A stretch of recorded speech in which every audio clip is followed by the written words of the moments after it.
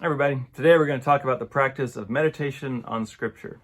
Now, I don't know about you, but growing up, meditation seemed like it was kind of something to be scared of, right? It's almost a dirty term. It connotates New Age religion and all these other sort of things that have nothing to do with Jesus or the Bible, but it's actually a solidly biblical practice. Let me read to you from the beginning of the very first Psalm.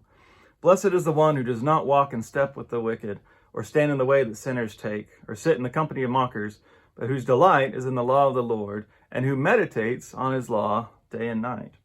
Right? It's right there. This idea of meditating, of sitting and focusing on something, is scriptural.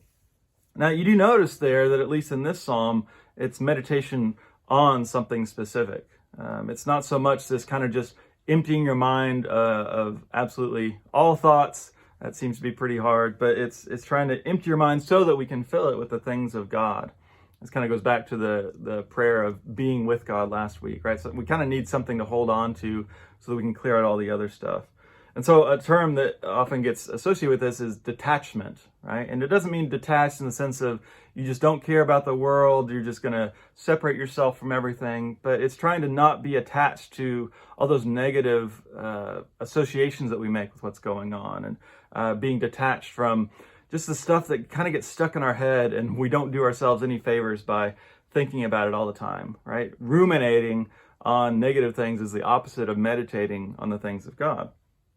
In a sense, it is, though, kind of a passive discipline, right? You're not trying to do something or make something happen. We're opening ourselves up so that God can act on us instead of us acting and making something happen.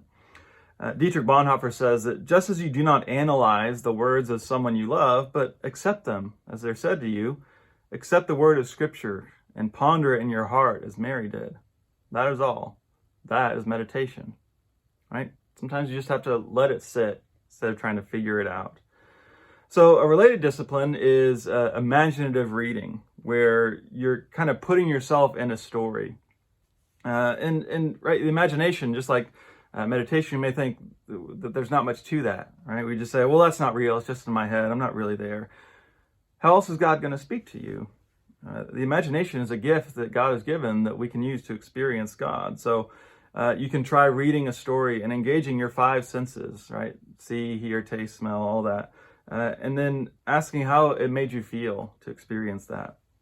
But instead, as we close, I want to give you the practice of meditating on an image from Scripture. So going back to Psalm 1, right, which is describing someone who's meditating on God's teaching. It says, they are like a tree planted by streams of water, which yields its fruit in season, and whose leaf does not wither. Whatever they do prospers. So close your eyes. Imagine that you are that tree. Do you feel strong, secure, well-nourished? Do your leaves feel a bit withered? And what fruit is this season of your life producing? What fruit would you like it to produce? And who could be blessed by that fruit?